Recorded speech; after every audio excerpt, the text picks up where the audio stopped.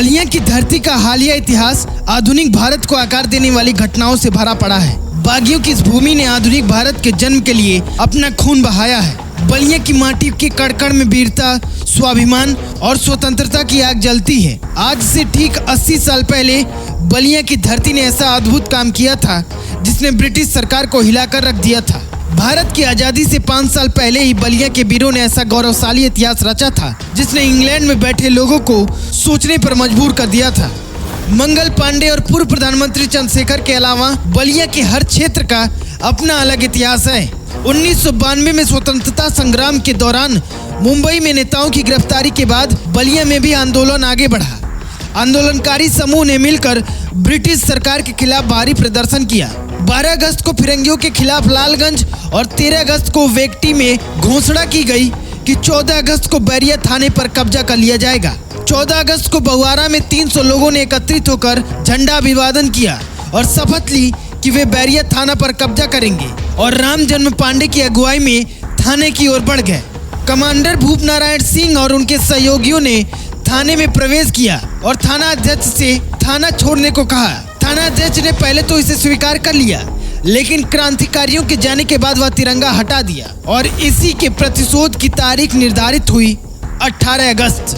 उस दिन दोपहर के समय बैरिया थाने में 25,000 से अधिक लोग एकत्रित हो गए। थाने का गेट बंद था। कुछ लोग बगल से थाने में प्रवेश करने में सफल हुए और थाने के घोड़े को खोलकर अस्तबल को नष्ट कर दिया। इसके बाद पुलिस ने गोलियां बरसाना शुरू कर दिया तो क्रांतिकारियों ने पथराव शुरू कर दिया। गोलियों की बौछार ने थाने को 3 तरफ से घेरने वाली भीड़ के गुस्से को बढ़ाने में आग में घी का काम किया।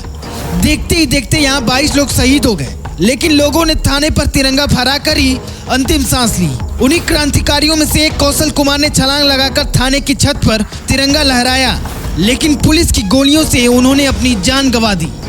थाने के एक तरफ पानी भरा हुआ था। पूरे इलाके में जिसने भी सुना कि थाने में इतने लोग वीरगति को प्राप्त हो गए, वह थाने की ओर चल पड़े। लोगों ने सोचा कि थाना 3 तरफ से घिरा हुआ है, इसीलिए थाने में ही पुलिसकर्मी होंगे, लेकिन भीड़ के डर से थाने के कर्मचारी पानी में कूदकर भाग निकले।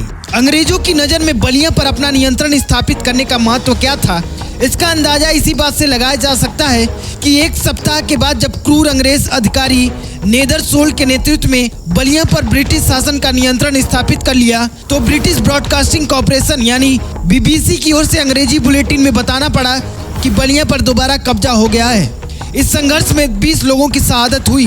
बलिया के क्रांतिकारियों की बहादुरी ने अंग्रेजों को हिलाकर रख दिया। यह लड़ाई भारत छोड़ो आंदोलन का एक महत्वपूर्ण मोड़ था। यह बलिया के इतिहास में गौरवशाली अध्याय बन गया। बलिया की क्रांतिकारियों की स्मृतियों को जीवित रखने के लिए 1952 में बलिया में एक स्मारक बनाया गया।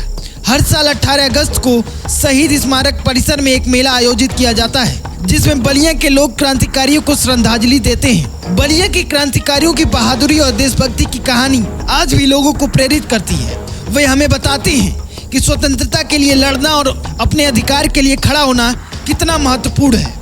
बैरिया बलिदान दिवस पर सांसद वीरेंद्र सिंह मस्त ने कहा है कि बलिया के क्रांतिकारियों ने अगस्त क्रांति में शहीद होकर भारत को स्वतंत्रता दिलाने में महत्वपूर्ण भूमिका निभाई।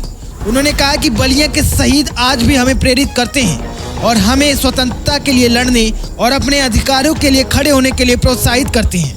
मुरारी छपरा के उप प्रमुख सुशील पांडे ने कहा कि बलिया के शहीद आज भी हमारे बीच जीवित हैं और उनकी शहादत को हम कभी नहीं भूलेंगे।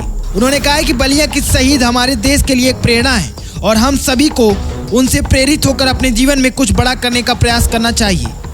नगर पंचायत बैरिया के अध्यक्ष प्रतिनिधि शिव कुमार वर्मा मंटन ने कहा है कि बलिया के शहीद आज भी हमारे देश के लिए गौरव हैं और हम सभी को उनका सम्मान करना चाहिए। जदयू के वरिष्ठ नेता अवलेश सिंह ने कहा है कि बलिया के शहीद आज भी हमारे देश के लिए एक प्रेरणा का काम करते हैं और हमें अभी भी उनसे प्रेरित होकर अपने जीवन में कुछ बड़ा करने का प्रयास करना चाहिए। तो आज यह बलिया के बैरिया की बलिदान दिवस की कहानी थी। कल के वीडियो में आपको बलिया बलिदान दिवस के बारे में भी बताएंगे और आज की यह कहानी कैसी लगी कमेंट करके जरूर बताएं।